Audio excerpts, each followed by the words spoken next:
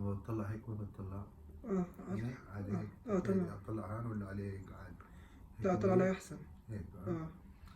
Okay. Well, thanks for having me. My name is Aladdin Sharaya. I grew up. I was born in Saudi. When I grew up, between. My father used to work as a school teacher, and we used to, stay school year in Saudi, and in summer we spent like 3-4 months back home where my family came from. They were Palestinian refugees in a Palestinian refugees camp in Jordan. So when I realized this world, basically, there was nothing. There was no technology at all. No electricity to start with. So there's no TV, no telephone, no infrastructure, no water, no sanitary, nothing basically, no technology at all, no technology. Night dark, no lights. And between Saudi and Jordan, well, Saudi at that time, started buying all the kind of technology they could buy because they got rich, because they discovered oil. But back in Jordan, Palestinian refugees paid for by the United Nations UNRWA. So things there were like, still slow in getting any technology. So I remember those days where there was nothing. Then you can imagine me seeing the first TV or electricity and lighting. So it was for a kid 3 years, 2 years old, it was something amazing. And then when we go back to Jordan, there's nothing still, no TV, no electricity, no water, no sanitary, no infrastructure at all. Then slowly, but I'm trying to reflect on, I lived through the end of the time where technology started to come up, started to develop and evolve, but yet because of the situations where I lived, it was a little bit later than the West. And at that time, the technology, knowledge transfer, and skills and all that took time. So it used to take time for things to get implemented in our place. But yet I can remember those really, great things and I grew up with them. And then in school, I got so much love with science, math, and chemistry and all that. And then the technology. I remember when it was the first time I get to know exactly what kind of what TV is basically. I was walking back home once, and I found a broken TV thrown out in the street, and it was broken. So I was like, the first time I just looked at it, 6 years old, looking at this, and suddenly I started thinking, what is this? I mean, like, what is it? But then I felt like so scared of it, because I thought that, look, man, oh, this is the box that has all these people that we see when they, they play TV. And I feel that there's a whole new universe inside that box, and they're real, like nearly real people. They're, doing what they're doing, in TV. And I was so scared that they'd come out at me. But then there was nothing, just, nothing inside it, except the monitor, which was ugly, and some pieces of, transistors, the old, the first old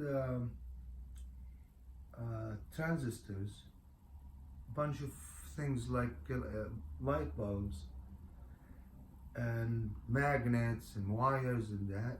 So I really fell in love with this thing. I was like, how that could make all that work happen? I mean, how this little pieces of crap could become something real at the face of this box. And I can see cartoon, I could see news, I could see things, I could see, movies.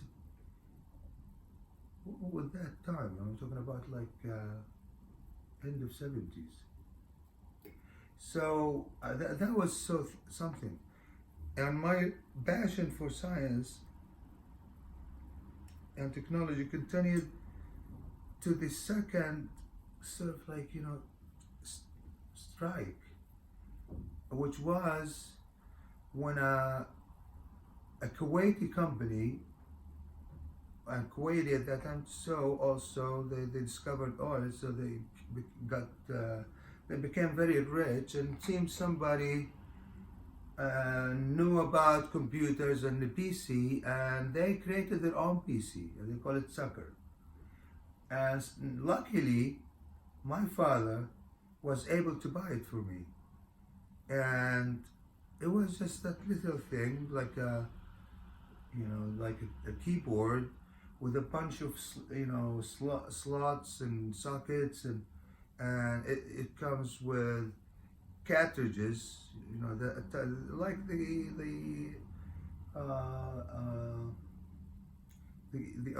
music cartridges, that kind of thing. And you insert them, and suddenly, you see a game on the TV, and really amazing, and you get so obsessed with these games. But then I saw it like, so what? Let me see how that works. Then I realized that, it has a basic programming language that you can program it to do things like games. So I started playing with programming at the age of 13, and I was like, without any resources, no books, no tutorials, nobody tells you what is this. It's just something that sits in your head suddenly, and it clicks, and it just works, and you start knowing the basic commands and how the basic language works, and then how you use it to create games.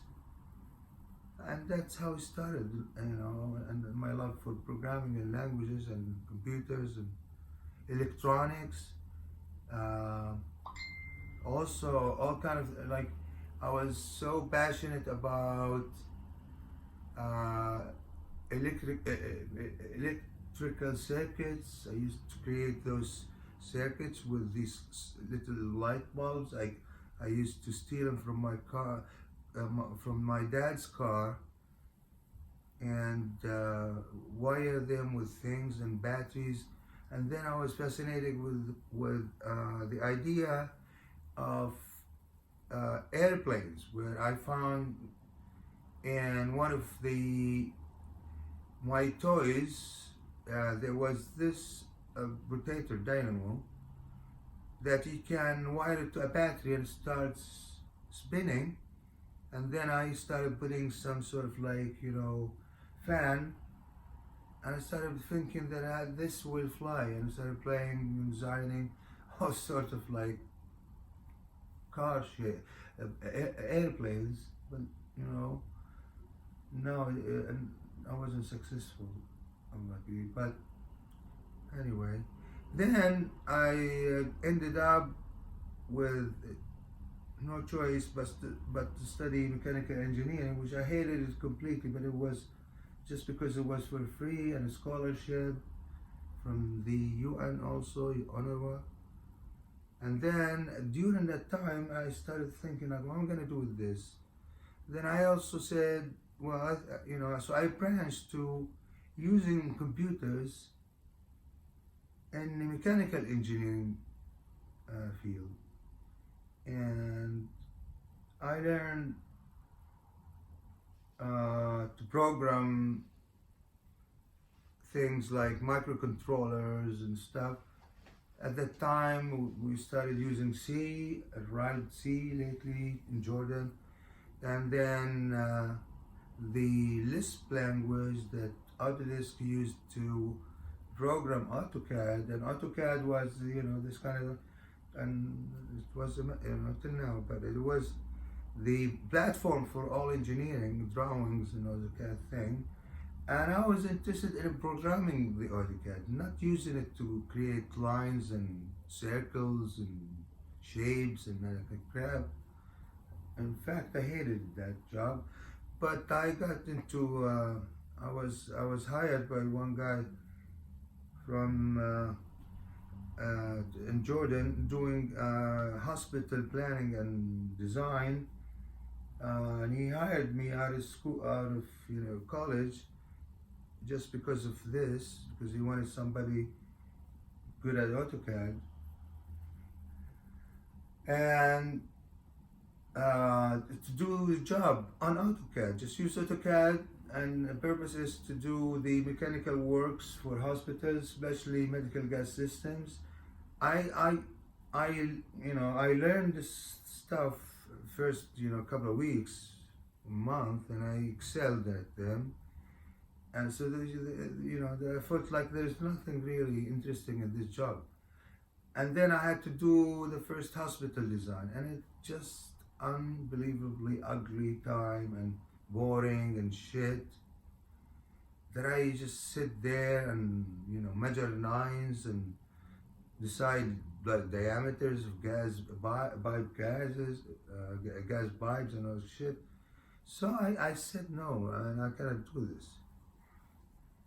But I had to take the job because also unluckily that like my father got bankrupted, and my father had 13 kids, and I was the oldest, and I had to take care of the whole family, so I got to work regardless, and so I found that, luckily I found myself in a situation where I thought, okay, instead of doing this job manually, let me program AutoCAD to do this type of work. So I started really, creating program to tell AutoCAD how to design a pipeline system for medical gases and other stuff. And then I took over all the kind of other engineering work in the company, and I programmed the AutoCAD to do it with the help of a programming platform called FoxPro. I don't know if anybody still remembers FoxPro. And then in a couple of years, I was the company,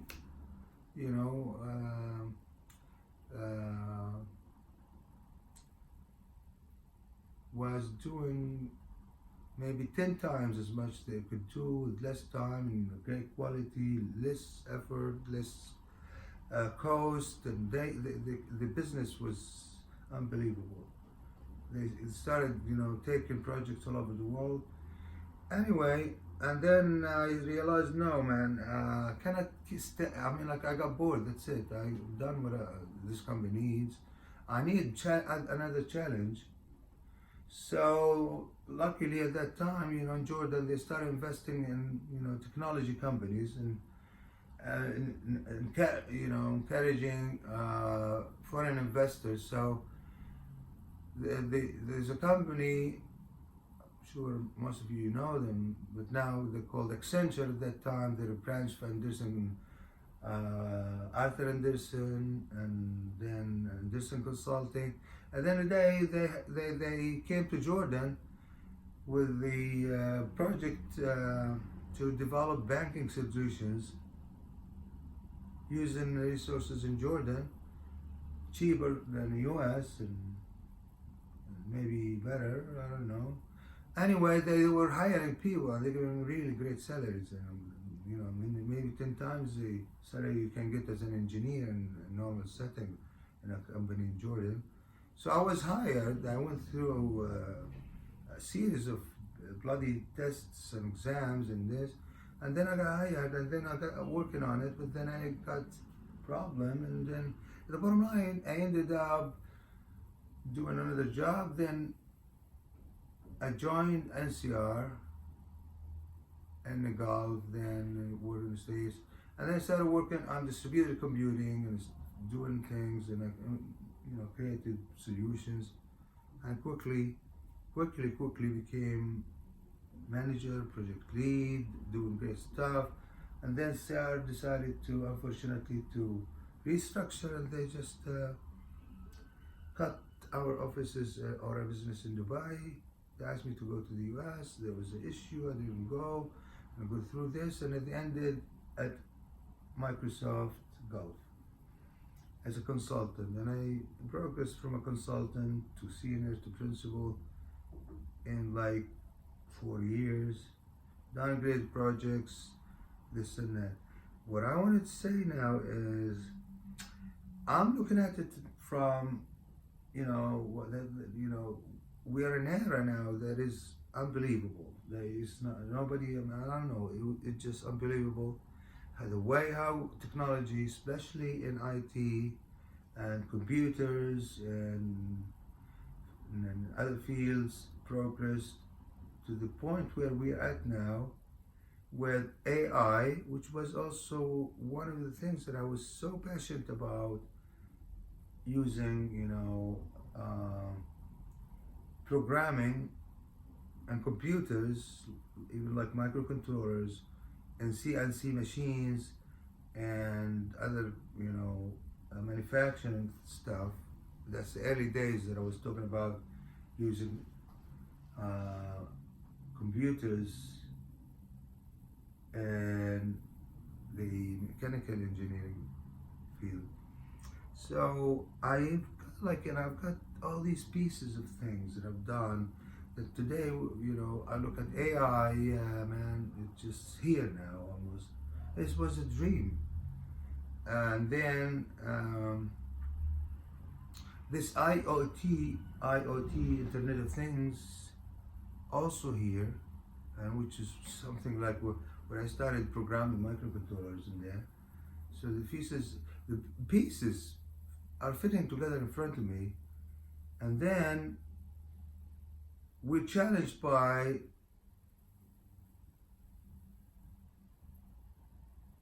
the speed of the computers today and the processing, power.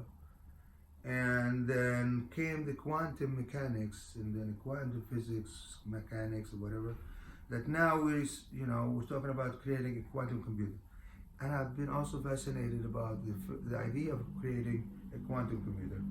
But then when I dig deeper and dig deeper, by the way, and during this time I was so much also passionate about physics, and I used to look at and study the theories of Einstein and the quantum movement, I wouldn't call them anything else.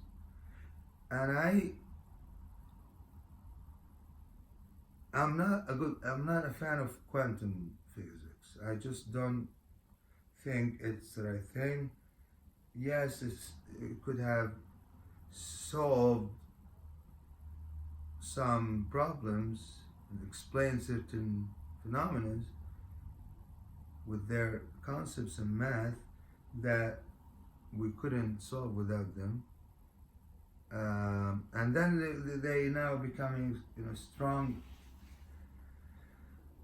and people believe in it. And the point is the quantum computer. The idea of creating computers that can do what current computers can do. And I can see all these pieces fit together, and I can see where things going, this and that. And I want to say, I'm very, very, very, lucky. It's just unbelievable to remember my childhood and how I grew up and university and first, jobs and here and there. To reach a point where all these dreams became in front of me, they just were born with me, actually, or just actually maybe born just with me. And I see this as my baby, and I see this my my guy, my friend, this technology, this science, and this thing. They grow up with me, and I grow up with them, and I love him, and I'm passionate about him.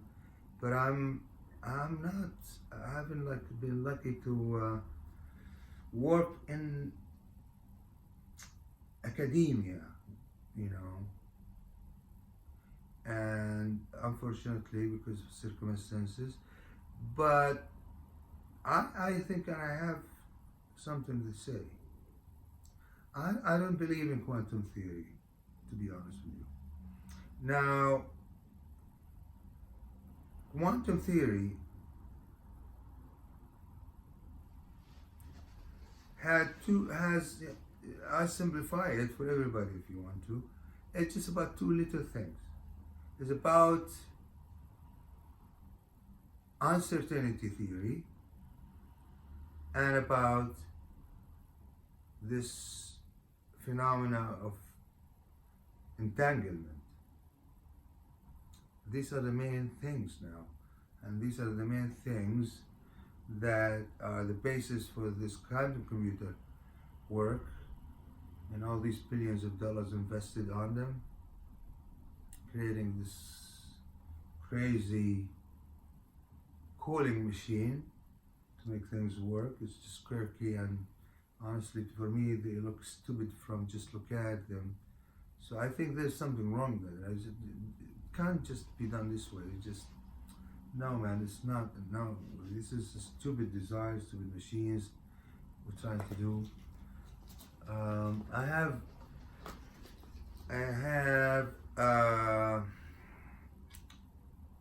to put pieces together in a way that I think, and I have a better theory for than quantum mechanics that can explain things, that explain really things right. Because quantum theory, the problem with quantum to me, and I think that was Einstein's also a problem with it, is that it doesn't seem right. It doesn't feel right. It just doesn't feel right. It just it's like a trickery. You're just like trying to use this randomness, uncertainty, and probability calculations and that to get something around it. So you can't explain. I challenge the whole world, and I challenge the whole world. If anyone can explain to me the double slit experiment, there's no explanation. You cannot tell me, it's just been here or it could be here, and the duality of light or particles. No, it just does. It's not convincing. You can't get convinced, and that's why now that's why a lot of people don't understand. They cannot understand it because it just cannot fit. It just, you cannot get it. It just doesn't. You can't digest it. That's not right. I mean, if I don't think any theory that can to explain things, if it's not that simple, that 6 years old to understand it, I think it's not then the right way to explain things. And that's why, and I see, and I watch TED talks, and I watch other, talks here and here, and I hear from the most,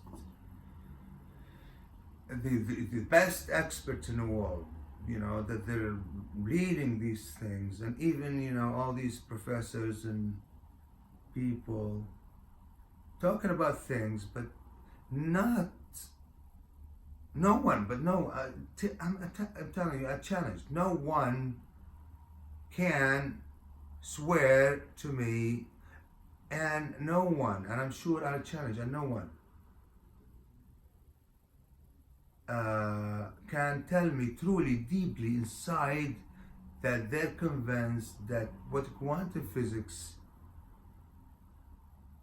it talks about to explain how things work, even the little experiment that is just only an only experiment, this double split experiment, I'm sure, to an extent, I challenge anybody deep inside them, even the most experts in the world, and maybe Nobel Prize winners, to tell me that they're convinced that what quantum mechanics is trying to say to explain this, fits and feels, and everybody's just saying, it's just so this and that, and that's the nature of it. So don't worry about it. If you don't get it, it's just like that. And actually, the other day, I watched this physicist, quantum physicist, in a TED talk. She's great and everything, but she was arguing that, listen, if you don't get it, don't worry. Or if you don't understand it, oh yeah, she said, like, imagine, like, that's how the thing, that if you don't get it, if you don't understand it, then you got it. If you don't understand it, then you got it. What? I mean, this isn't even like it's not a logical sentence. If you don't understand it, then you got it. I know what she means, but like, no, man. If I don't understand it, I didn't get it. It's just simple. Didn't understand it, I didn't get it. If I didn't understand it, I get it. Get what? Get the understanding? And I didn't understand? I don't know. It's something. And this physicist is talking to TED, and she's in a great place in this, world, that she's very well respected, and I don't know what she's getting, she's working on. But no, if you don't understand it, then it's not right. You cannot conceive of something you don't understand. So basically, that's where I am, and I just want to share some notes so that we can maybe work on them later. And I'll finish this talk.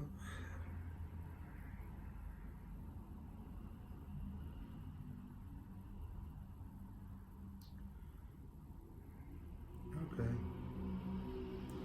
So, I think there's a great and the best maybe way to understand how things work is to understand from the blueprints of this universe, which is how this was created. I don't want to go to God and who created it and created that, but the end, that I think our understanding of this is basically because we can see how things are done in this world, so we can reuse that knowledge.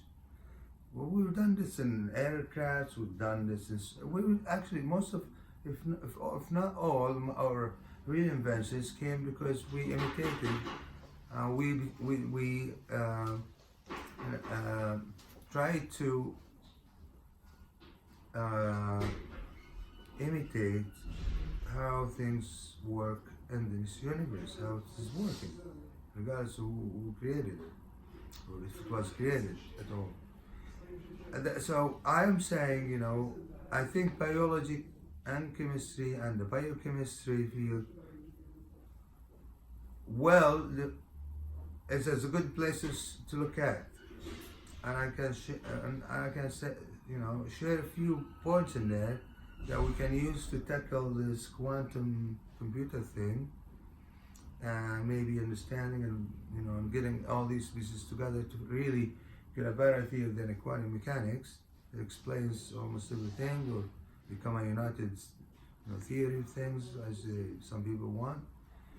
Is, for example, the principle of a catalyst and reactions.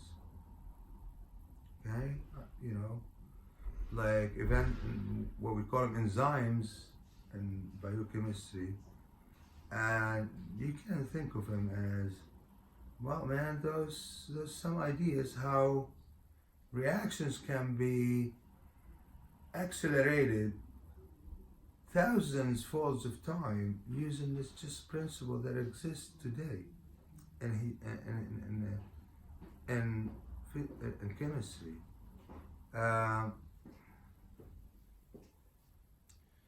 There's the concurrent multistate, which is basically something about. Now that's the thing I think it needs another talk, which is the concept of a new computer, but not quantum, but with the new theory X computer. And that's based on the concept of multistate, and then the multistate and how it works eventually as the core concept of this new theory. There's also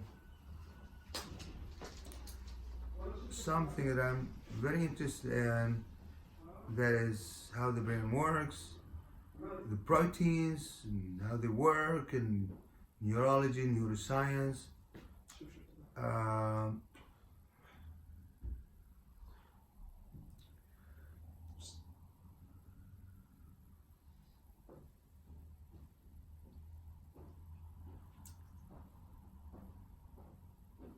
There's a lot of things I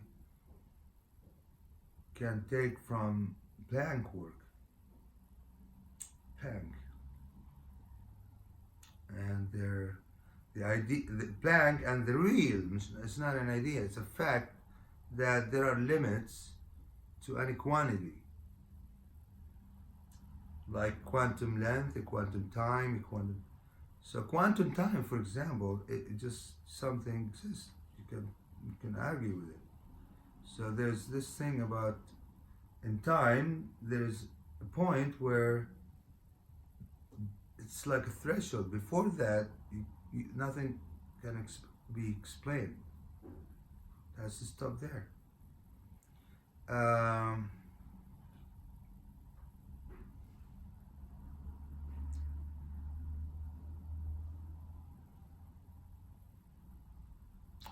I will shed some light on maybe the one explanation to fit that vision is that this universe is basically a state machine. State machine, it's just a state machine. And for a state machine, the way it works, all the components, all the parts, ingredients, all those compose this state. So it's just basically sort of like a book, information or something that represents the universe. And this states, these states of things, this whole thing changes, and a state machine works. It's like by flipping from one state to another. Flipping is not, it's like it is like quantum steps. If you want to take the quantumization or quantum, if you like still use the quantum word, I would say I call this quantum world in that sense, that things shift immediately from one state to another. It doesn't need time. And the whole thing, if you take one snapshot of state at the one time, you got the whole universe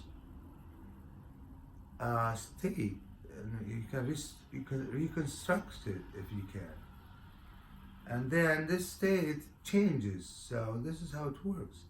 So basically, time is it's not there. All that is there is there's a something clicking, machine changes states. Da, da, da, da, da. So for for somebody who wanna, you know, perceive it, you perceive it as if it's like, you know, a movie, film, frames. You're taking frames. So the word is basically switching from a frame to frame to frame to frame.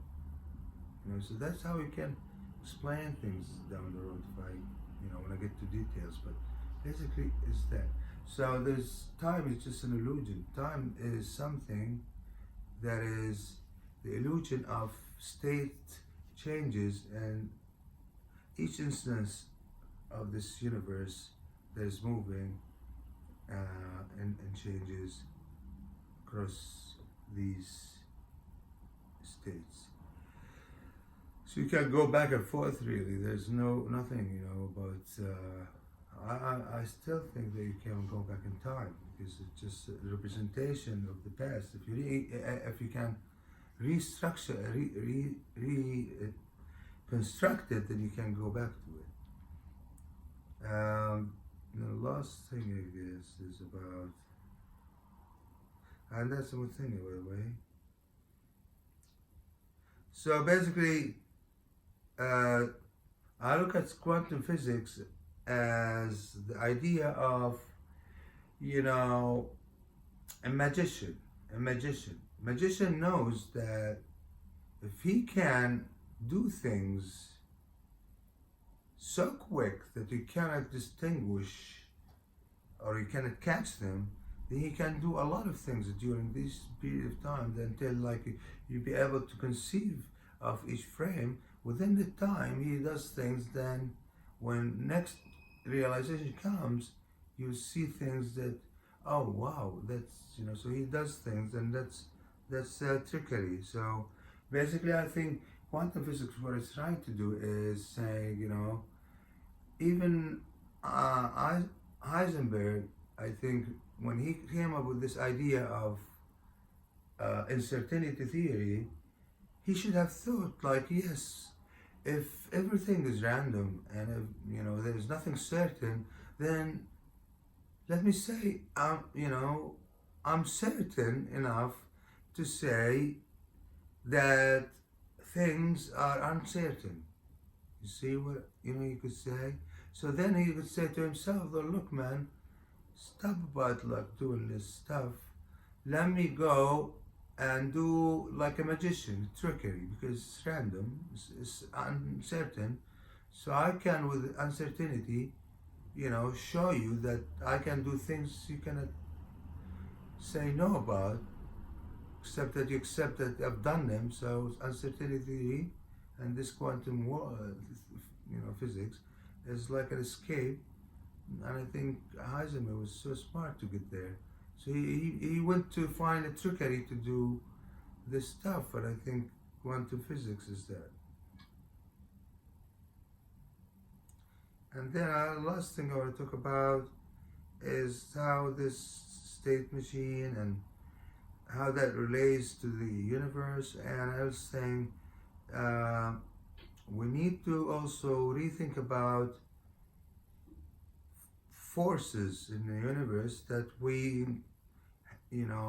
look at them as forces, and they might also be an illusion of something called forces.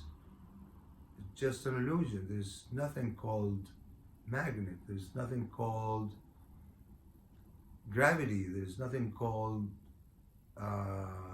electricity. There's nothing called waves. These are not real. They are just us trying to use to explain movement. Forces, yeah. And then if I take that in a better way of putting that all in a state machine concept,